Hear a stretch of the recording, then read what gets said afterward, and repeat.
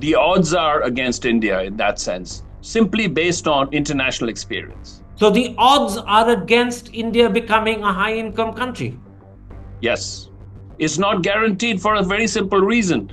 I've been looking at so many countries that were in India's situation, doing quite fine and so on, and then they actually end up getting stuck at per capita income levels of 4,000, 5,000, 6,000, 7,000 for a long time. So that's the reason why I say there is no guarantee.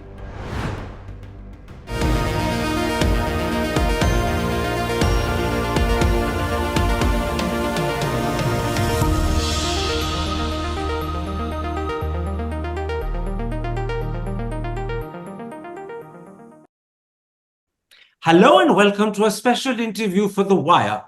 Could India get caught in what's called a middle income trap? What are the worrying signs that suggest that might happen?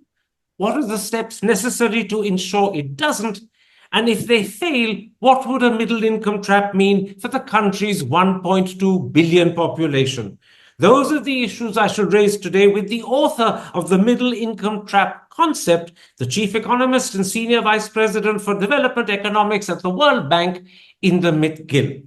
Dr. Gill, I want to focus this interview on the concept of a middle income trap and the possibility that India could get caught in it. First, as the person who devised this concept, can you start by defining what is the middle income trap?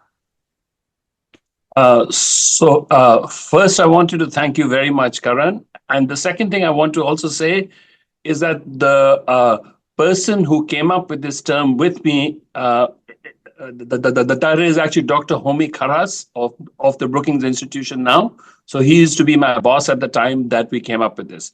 Here's the reason why we came up with the term. What we found was that there were quite a few countries that had done pretty well to get from a per capita income of around 150 to 1,500.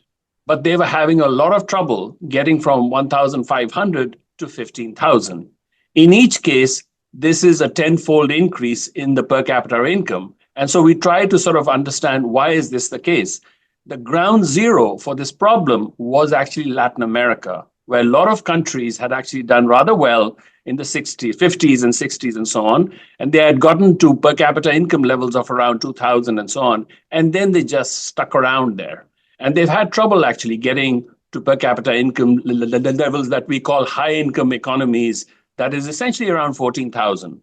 But I think the best way for our viewers to sort of think about this is much easier to get from 150 to 1,500, much harder to get from 1,500 to 15,000. Tell me, Dr. Gill, is it true that the majority of middle income countries get caught in the middle income trap, and it's only a minority that progress to become high income developed countries? I'm told that one of the countries caught in that majority that are trapped in the middle income are countries like Egypt, Brazil, and Turkey. Yes. So actually, Karan, we've just finished a book called The Middle Income Trap. It's the World Development Report 2024. So it's a really good team that actually put together all of the data in this. So all of the things that I'll be talking about in terms of the numbers and so on, they're all in this report, right? So essentially, the best way to think about this is if you look between 1990 and 2023 or so, these 34 years, actually 34 countries actually did go from middle income to high income. The problem is twofold. The first is that these are very special circumstances, usually speaking. So one, the first group of people are essentially countries that have a lot of oil and gas, right? And they have a lot of natural resources, and this coincided with high commodity prices, and they got to high income. So that's one set. The second group are countries that are in the neighborhood of the European Union, and they got access to Western markets, Western know-how, and Western finance, and they got a lot of pressure to actually improve their institutions. So their circumstances are also quite special. There are only a handful of countries among these 34 countries, there are only a handful of them that have circumstances like India. not that rich in natural resources, not close to the European Union. Now, so for these countries, and there's just a handful of them, you can count them on two hands, probably just on one hand. So these are countries like Korea, countries like Taiwan, and so on. So that's the first problem. The second problem is if you added up the population of all of these countries, it doesn't amount to the population of Pakistan. So the sum total of countries or people living in countries that have gone from middle income to high income is very small compared to the number of people who are still in middle income. So close to 6 billion people now actually live in middle income economies. Only 250 million have actually progressed from this state to high income over the last 30 years. So it's tough to get. Yes. Please carry on. I didn't mean to interrupt. So it's very difficult to actually get to high income, especially for larger economies like India, Indonesia, China, and Vietnam, and so on. Given what you've just said, Dr. Gill, let me ask you a further question. What is it about the economy of countries that get caught in the middle income trap that leads to this happening? I know it's got something to do with size. I know it's got something to do with distance from the European Union. It's got something to do with the fact they don't have natural resources like oil or gas. But is there something specific or intrinsic to the economy of these countries that means that they get caught in the middle income trap? Or to put it differently, what's the difference between countries that get caught in the trap and those that progress to become high-income developed countries? Got it. So the best way or the simplest way to put this, Karan, is that countries that do well tend to, so countries that get from $150 per capita to $1,500 per capita and so on, the kind of levels of income that India got to in 2007 or so, right? They tend to do very well at creating the conditions for a push in investment, an increase in investment. Now, so as a result of that, you end up having more physical capital and more human capital, like education and health and things like this. So this is largely a matter of accumulating capital to complement the lots of labor that they have. Now, that gets you a certain ways. But then what happens is that when you get to per capita income levels around the per capita income level that India is at right now, that's not enough. So what you really need to do is you need to start to use this capital well. You need to use it efficiently, right? And many of these countries don't make that switch, right? So the best way to put that is, generally speaking, the best way to learn how to use your capital well is to learn it from countries that have done it before. So these are generally countries that these are firms, these are people, these are governments that are usually foreign. So the main thing that successful countries like Korea, like China to some extent, and countries like Singapore and Taiwan and Hong Kong and others, what they did was they actually opened up a lot. So as a result, so basically what they did was they did internal reforms and then they opened up. And the best way to summarize this, I think, was how Premier Deng Xiaoping said, the strategy of China for a long time was just reform and opening up. Okay, so most of the countries tend to do neither. They tend to not reform enough, and then they tend not to open up enough. So that's really how they get stuck. So if I've understood you correctly, what makes the difference between countries that get caught in the middle income trap and those that progress to become high income developed countries is firstly the accumulation of sufficient capital. Secondly, learning how to use that capital properly by doing what other developed countries have done before them. And that means reforming, that means opening up and doing it at the right time and doing enough of it to ensure that that investment produces the right results. Does this mean that the Taiwans, the Singapores, and the South Koreas, which have become very successful high-income countries, and China, which many people believe is on the way to becoming one, have done precisely this? Yes. And then if you look at some of the countries that are succeeding a lot now, so essentially one example I think that is worth studying well is Vietnam. So if you look at these countries, you actually find that they've done three things. The first one is they have created more economic freedom for their people and their firms and so on. The second one is they've done very well to they have done much better to create equal opportunity for women, for discriminated minorities, and so on. Right? And then the third one is that they've improved the quality of education. So if I had to summarize all of this stuff, I would say economic freedom, I would say equal opportunity, and I would say education quality. So these countries, those now, so a big part of economic freedom is one is to keep the size of government small so that you don't have a big imprint of government on the private sector. And the second part of economic freedom really is openness. To actually make sure that even your large companies feel the heat of competition.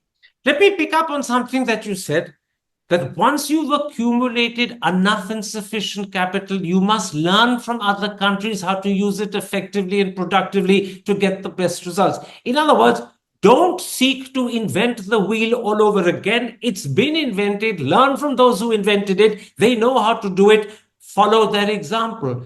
But that suggests to an Indian audience that the policy of Atmanirbharta, do it yourself, find an Indian way, may not be the right policy. Do it the way the Americans, the South Koreans, the Taiwanese, the Singaporeans have done it. Don't try and reinvent the wheel Indian style. No, so basically Atmanirbharta, the way I would interpret it, is learn from others your own way. But you should learn from others, okay? But I think that when India has done this, Karan, India has done very well. So when I was growing up in India, it was this was the time of the agricultural revolution. When you think about the agricultural revolution, it was learned the new technologies, high yielding varieties of seeds, fertilizers, new ways of cropping, and so on. They were all actually invented somewhere else and adapted to India. And then if you look at other things, for example, I know that India has had this huge success in terms of the digital revolution.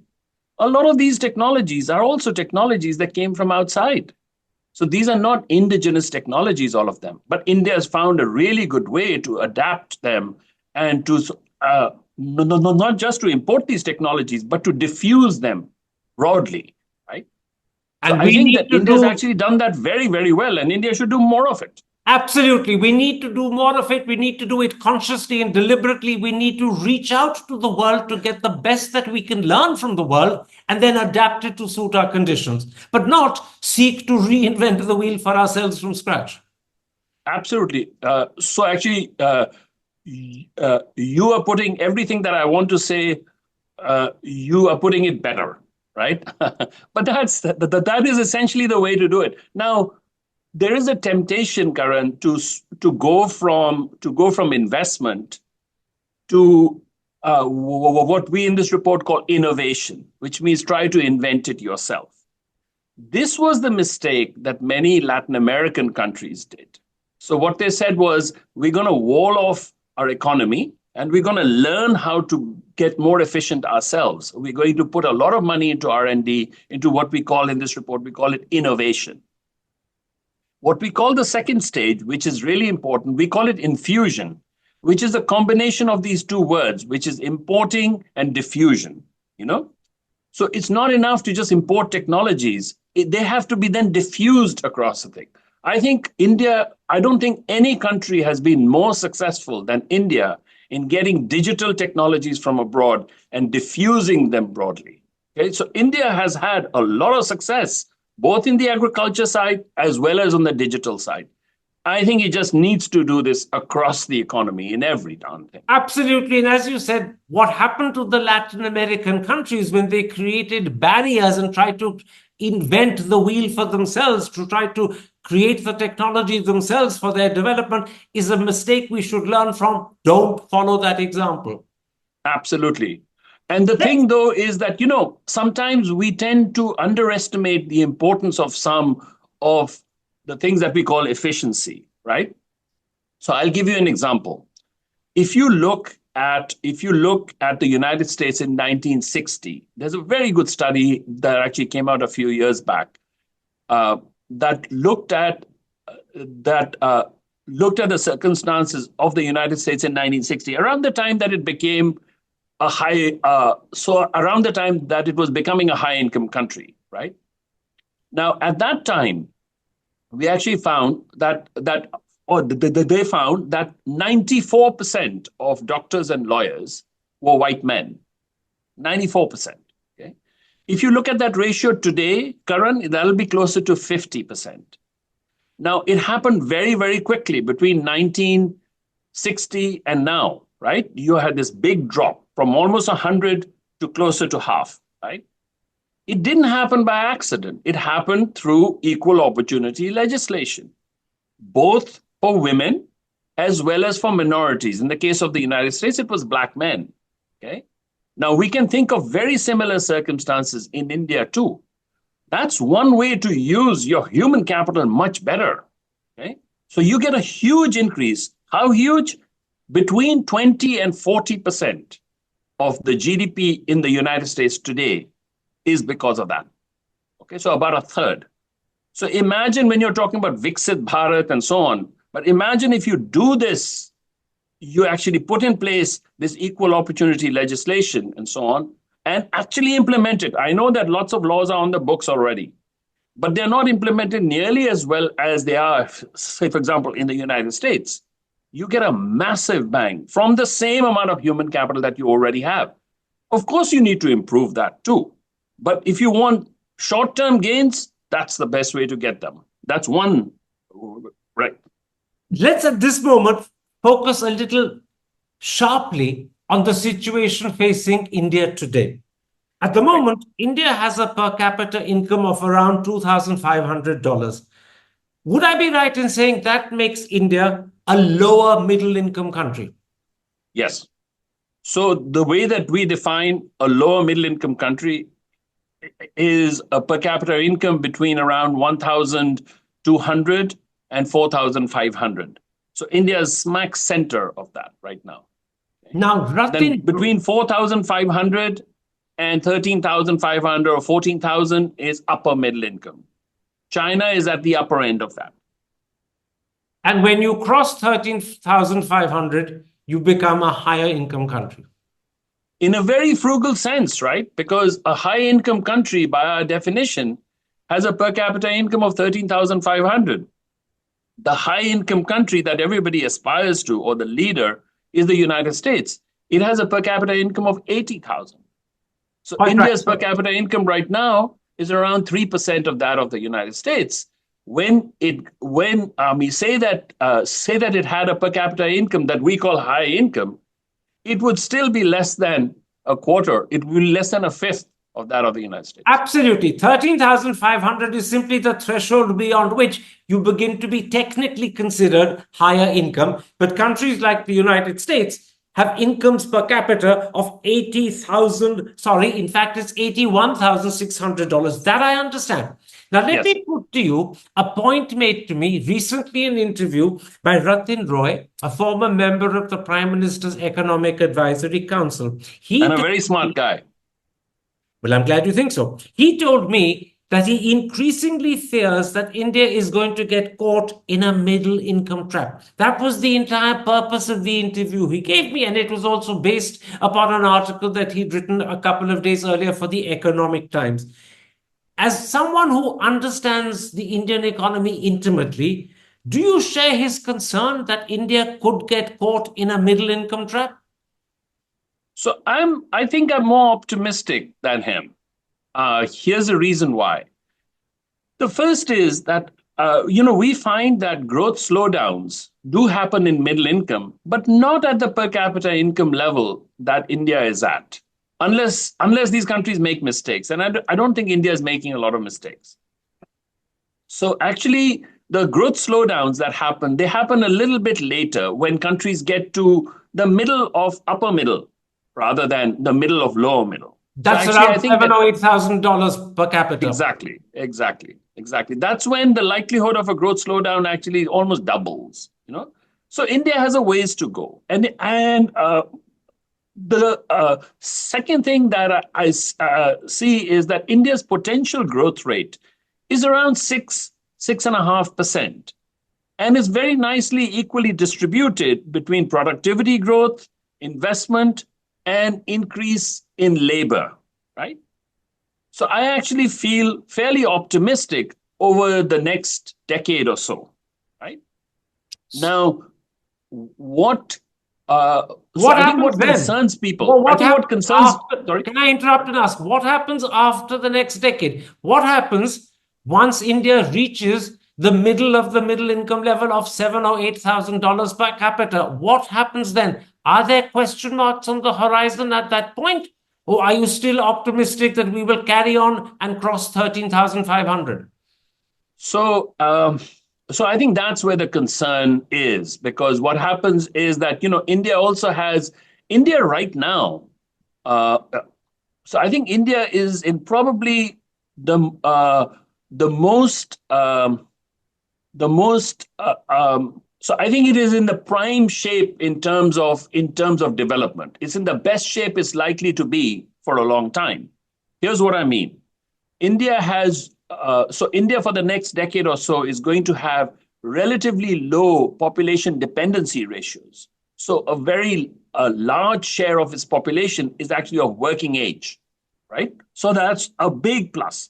The second big plus is that while most middle income countries are facing tougher and tougher times, uh, tougher both tougher times at home in terms of demographics, they're also facing tough times abroad in terms of shrinking markets.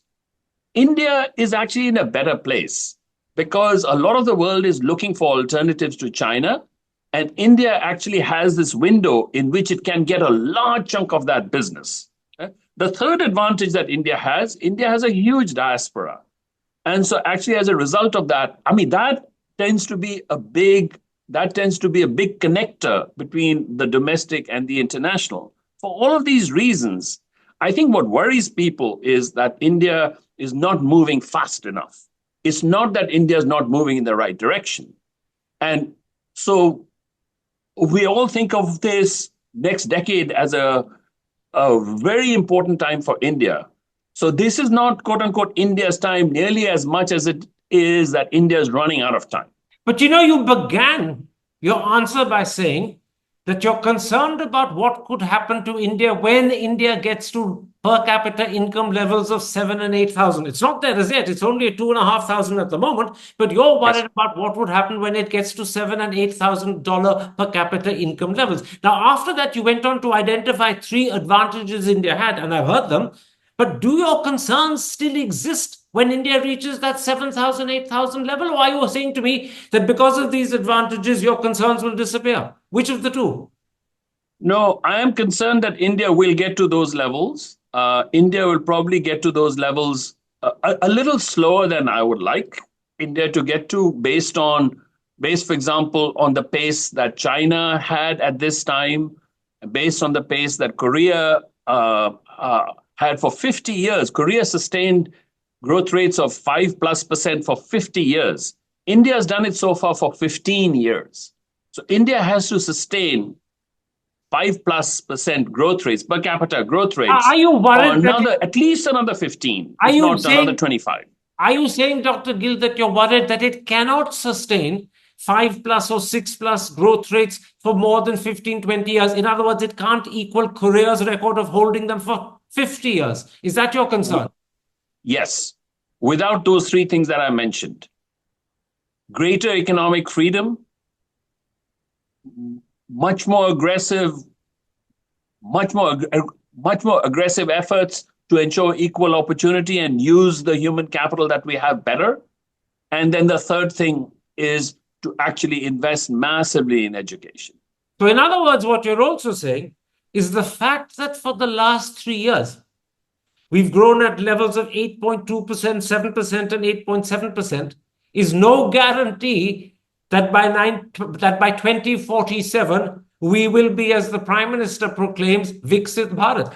We've done it for None at 2 all. years. We've done 5 and 6% levels for 15, but you're really concerned whether we can do it for another 20, 30 after that. That is essential if we're going to become a high income country, and it's not guaranteed. It's not guaranteed for a very simple reason.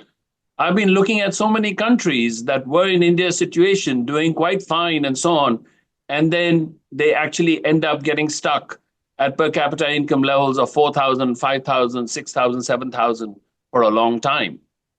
So that's the reason why I say there is no guarantee. But We there could is a get way stuck. out. Like again, I'll come to the way out in a moment's time, but you're yeah, saying the danger is we could get stuck as well. Whether we get stuck at 4,000 or 7 and 8,000, we don't know. But the danger is we could get stuck and not progress to 13,500. absolutely. The odds are against India in that sense, simply based on international experience. So the odds are against India becoming a high income country. Yes. Okay, let me. Just look at the numbers. Just look at the numbers. I'm not talking about India's numbers. I'm talking about look around the world and say how many countries have become high income economies. How many countries of India's heft and size have become high income economies? You can't think of that many.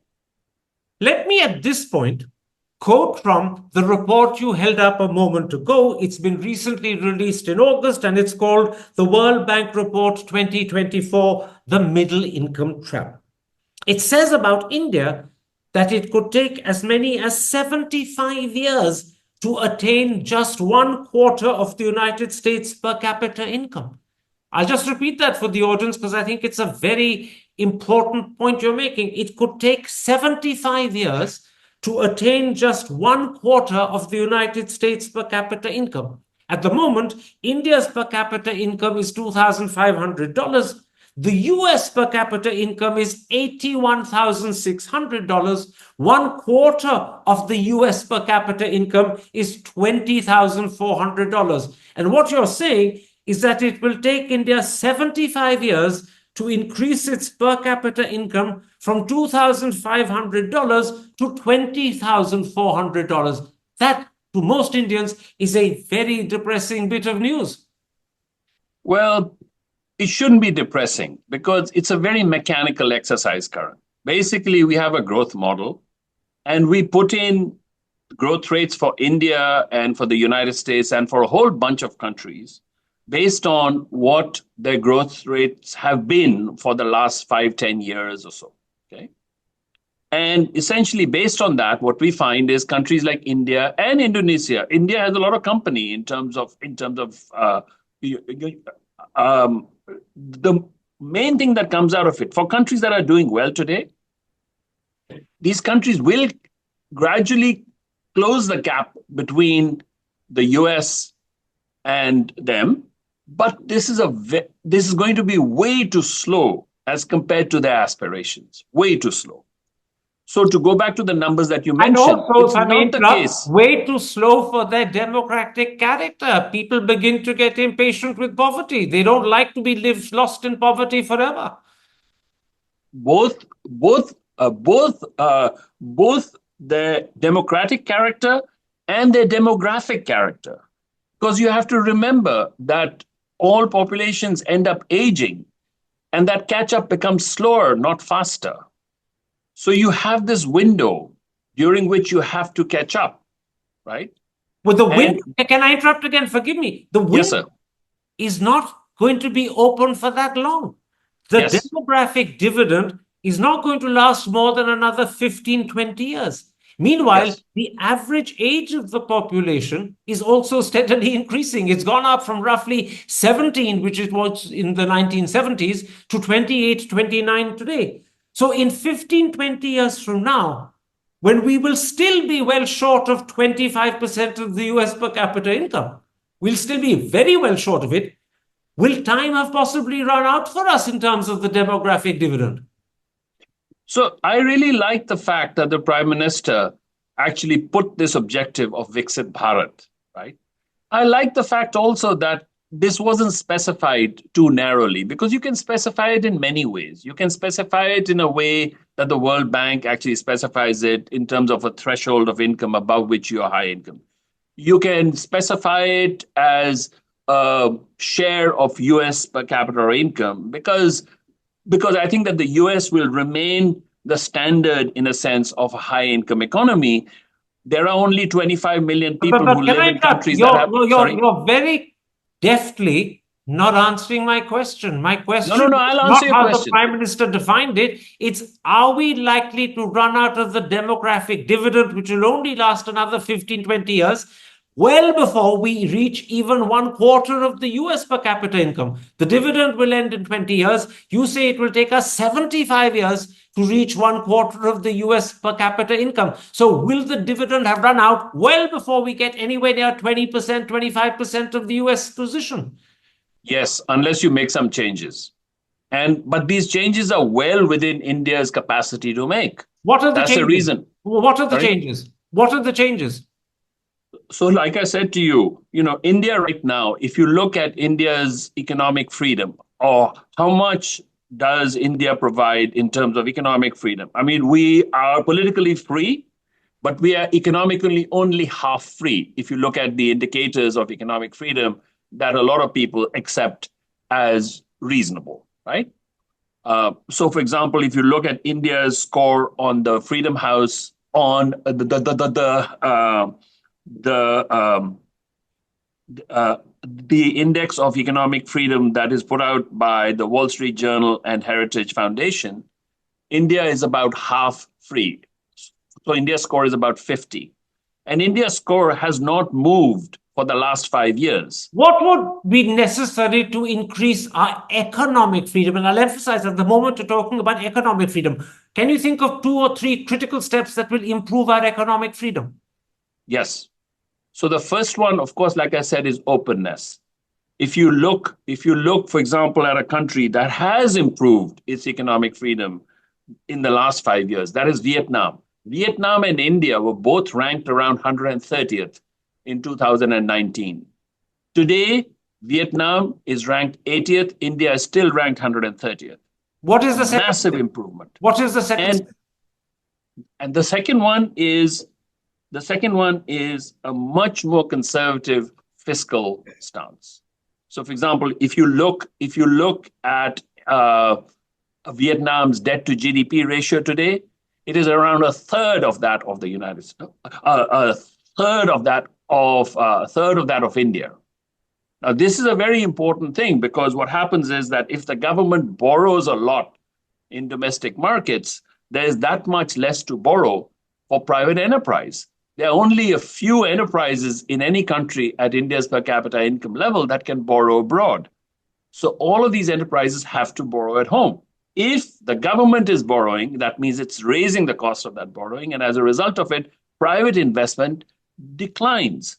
I And that's understand. one of India's problems, is that over the last 5 or 6 years, private investment as a share of GDP has been declining. It hasn't been going up. What is the Those are third the two critical very step? important things. What is Sorry? the third critical step? You said the first critical step to enhance economic freedom is openness. As Vietnam has opened up, we should open up as well, and as fast and as comprehensively. Secondly, curtail the fiscal deficit. Government should be borrowing less so that the private sector can borrow more. What is the third critical step that would improve our economic freedom?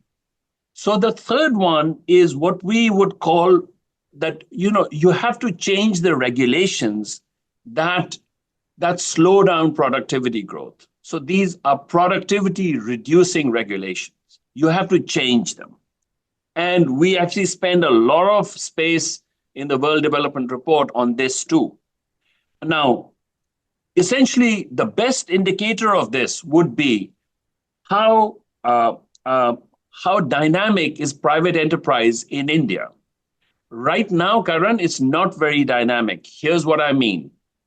If you take a look at a typical Indian firm, when it's been established 10 years out, 20 years out, and so on, the size does not change that much. If you look at the typical US enterprise, the size becomes 7 times as much during the same time. And the reason is a lot of firms actually drop out. So I used to always think that the reason why Indian firms are so small is because our markets are small. That's not the case.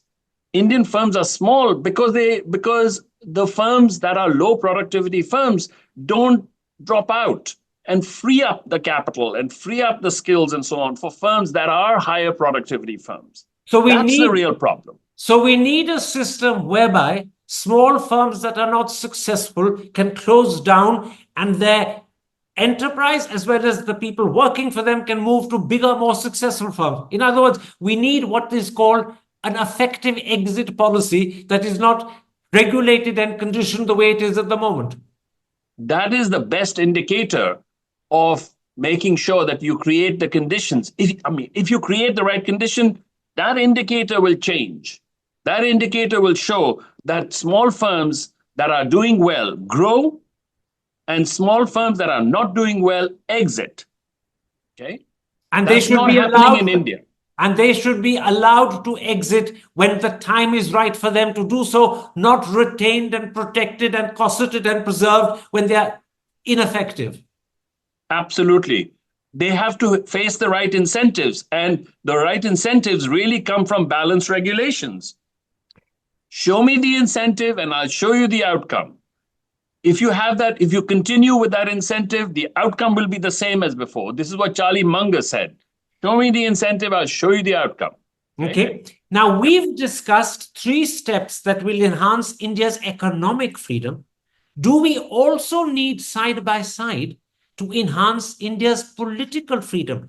Are you worried that the criticisms that are made about the political functioning of the country over the last decade, whether it's majoritarianism, whether it's institutions being captured by the government, whether it's appointments and the behavior of organizations like the ED and the CBI, or whether it's simply the general attitude of intolerance for dissent?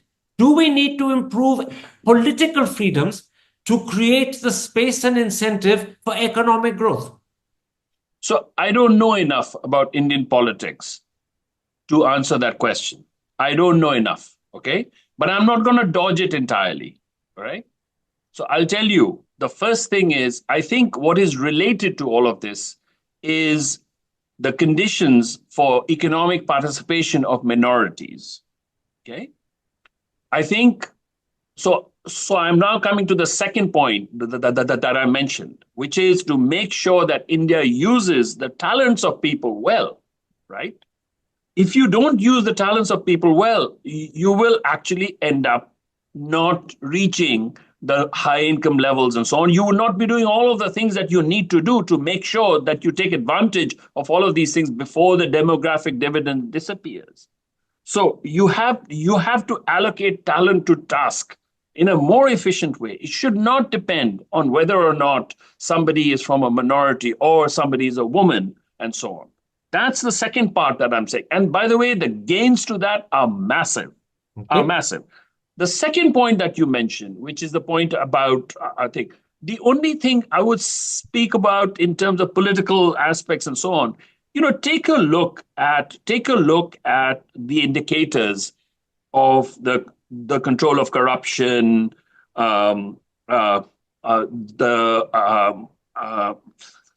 things like the independence of the judiciary, etc., etc.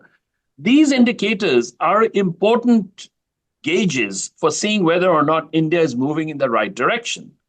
When you look at those indicators, you find that India is actually moving in the right direction in at least half of these indicators. In the other half, it isn't. So then you would say, all right, well, that's not bad. It's not bad if you're not running out of time. It is bad if you are running out of time. And India, like any other developing country, is running out of time. Okay. So I feel like there's not enough. And I know there have been debates about the fact that, these indicators are actually put out by Western organizations and so on. They are, but the rest of the world uses these things. And the reason why they use them is not because the rest of the world is stupid. It's because the rest of the world sees them as informative. Absolutely. So until India comes up with better indicators of these things, India should use them and try to improve them. Yeah. You're making one very important point, which I'll repeat for the audience because I think it applies specifically to the way India has functioned over the last decade. You're saying everyone, regardless of their sex or their religion, should we have an equal opportunity to be part of the economy and to do their bit to enhance its growth. And that's where majoritarianism or sexism denies India the capacity to realize its full potential, because then people are kept out of the economy, kept out of production because of their faith or because of their sex. That's one sense in which majoritarianism chokes development. And the second sense in which you pointed out, the need for the judiciary to be respected and considered fair, because then business will know that when there are problems of interpretation over their contracts, they will get a fair and objective judgment, not one that is questionable and loaded. A fair, fully open, transparent judiciary gives businessmen the confidence to invest their money. Agreed. So here's the thing. So I completely agree with you. One of the things is there is a natural tendency for any government to question some of these indicators that are moving the wrong way. And it's fine. Sometimes these indicators actually do need greater scrutiny and things. But I found, for example, I've been long enough in this business to know from a time when we used to produce the ease of doing business indicator, Karan, we used to get a lot of pushback from the Indian government. This was under the previous, it was under the UPA at the time. And they would say, no, these are bad indicators, and we want the World Bank to discontinue doing business, right? When this government came, it instead focused on trying to improve the ease of doing business in India rather than trying to get us to stop measuring. I'll just interrupt and point out that there are many in India who believe that this government sought to game the system by improving just those elements of ease of business that would make the result look better. But I'm only mentioning that out of honesty because your audience will have that thought in their heads already. But I take your Yes, point. and we've come up with a better measure now, which is going to be harder to game. Okay, but let me business ready. end the interview by raising two important issues. The first arises. But wait. By the same token, so that had to do with the quality of the environment for business. Now you actually also have institutions that affect the quality of life of people, their political freedoms and so on. Right now the debate is about that. But I think it's far better, rather than questioning these indicators and so on, it's far better to try to see how to improve them. And it turns out that India is actually improving on a lot of these indicators, like the control of corruption, for example. All right. Continue. Let me then come to two last questions. And the first arises out of the World Development Report, the World Bank report on the middle income trap. You say there that it will take India 75 years to reach 25% of the US per capita income. The US per capita income is 81,600. 25% is roughly 20,000. It will take India 75 years to get to that point. And the thought... Wrong. Remember, we are talking about, so you actually have US incomes are going up too. Absolutely. So when you're talking about 2,100, US incomes are not 80,000 anymore. Yeah. Absolutely. You've guessed my question. So even if India waits 75 years and gets to 20,000, that will no longer be 25% of the US income, because the US income will have moved higher. That threshold will have moved upwards. And the other point is this. Even though at 20,000, India will have crossed the threshold of 13,500 for entering high-income territory, that threshold too will have moved upwards. Yes. Therefore, even after 75 years, when India has achieved a per capita income of $20,000, it still won't be 25% of what the US is at, and it still may not be a high-income country. That is another consequence of your report. Yes, it may not be a high-income country as the World Bank defines it. It may not be a high-income country in terms of its ratio of its income to US incomes and so on. But it may still be Viksit Bharat by then. It depends on how you define it. Well, if you define it just... isn't it? But that's trickery. Viksit Bharat is defined as high-income developed country. But if high income and development has moved upwards, right, then you simply are saying, I'm defining Viksit Bharat to mean something quite different to what the World Bank does. And that's like Alice in Wonderland. I use words to mean what I want them to mean. You're right. You're right about that.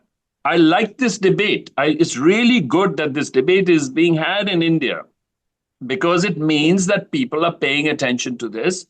And I think as you discuss this in a more sort of factual, in a more objective manner, you actually find that time is of the essence. Yes. And I think that's the part, Karan, that's the part that I find that's not always the case. I find that there's an urgency when I talk to the people in Delhi, but I don't find that urgency when I talk to the people in Punjab. Okay. So I think that right now there is a sense of urgency, I think, in the central government. I'm not sure that that urgency is shared in all of the states. I'm sure it's true in some states. Hi, I'm Karan Thapar. Over the last few years, I hope you've been watching my program, The Interview on the Wire. During that period, I've interviewed doctors, politicians, businessmen, scientists, authors, and even the occasional Nobel laureate. For me, it's been exciting. I hope it's been enjoyable for you. But these, as you know, are tough times, and if this program is going to remain bold, independent, and sometimes even defiant, then I think we need your support. At the end of the day, it's a truism, but editorial independence is best defended by the viewers. So if you would like this program to remain the way it is, forthright, outspoken, and interesting, then would you consider supporting us? All you have to do is to click on the description at the bottom. But more than anything else, I hope you will continue to watch the interview. Your viewership means an awful lot to me.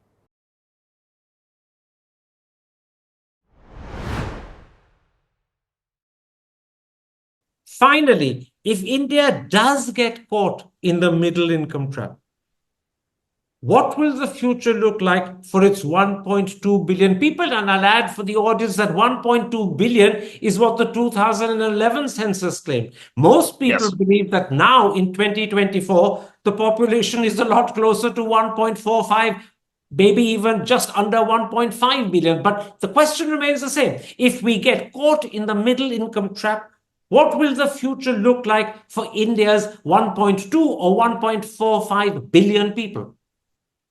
It'll be very difficult. It's very difficult to actually answer that question, but let me take a guess. Take a look at countries that are around that per capita income now.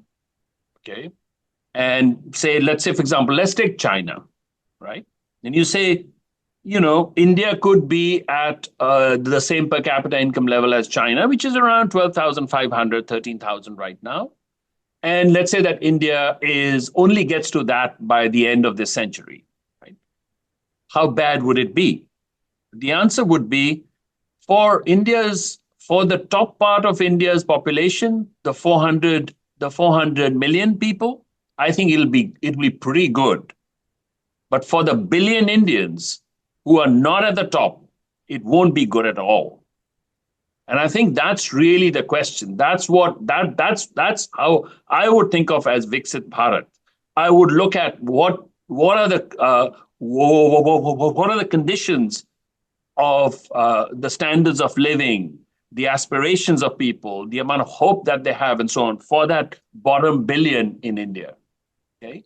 In other It words, would the be majority of the country, by far the preponderant majority of the country, to use your words, it won't be good at all if we get caught in the middle income trap. I thank you yes. for your analysis and clarity. I thank you for your honesty. I think this interview, for many, will come as a bit of a shock because I'm repeating the words you said. The odds are against India becoming a high-income country. That is something that should reinvigorate our efforts to ensure we do become one. We have to beat those odds no matter what, because the future of the country depends on it. So the only thing I would add, Karan, is that the odds are against it because of the numbers that we see internationally, not what I'm seeing within India.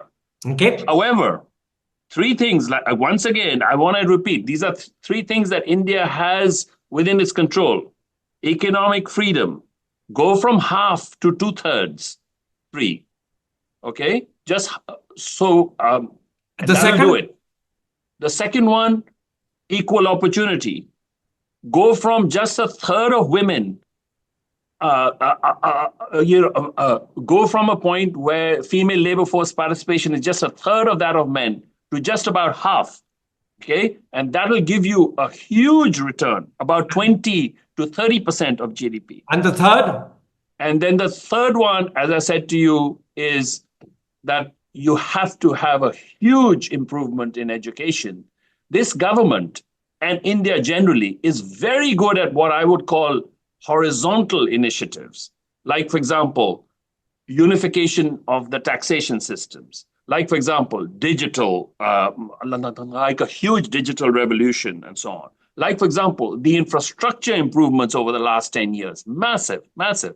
Instead, Indians are discussing about whether or not to give incentives to manufacturing or to services or to something else.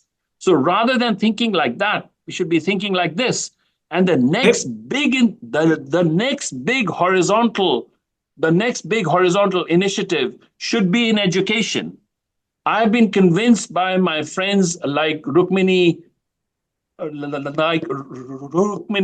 Banerjee from who is the head of Pratham, right? That India can actually make a huge improvement and has to make a huge improvement in education. Those That should be the next. are the words I want to leave the audience with. It's not just that India can make a huge improvement. India has to make a huge improvement. There is no other alternative. Because, as you said, and I'm repeating it again, it's so important, the odds are against India becoming a high-income country. We have to beat those odds. Our future depends on it. I thank you, Dr. Gill, for this interview. I'm extremely grateful for the time you've given me. Take care. Stay safe. Thank you, Karan. Thank you very much for. Hi, I'm Karan Thapar. Over the last few years, I hope you've been watching my program, The Interview on the Wire. During that period, I've interviewed doctors, politicians, businessmen, scientists, authors, and even the occasional Nobel laureate. For me, it's been exciting. I hope it's been enjoyable for you. But these, as you know, are tough times, and if this program is going to remain bold, independent, and sometimes even defiant, then I think we need your support. At the end of the day, it's a truism, but editorial independence is best defended by the viewers. So if you would like this program to remain the way it is, forthright, outspoken, and interesting, then would you consider supporting us? All you have to do is to click on the description at the bottom. But more than anything else, I hope you will continue to watch the interview. Your viewership means an awful lot to me.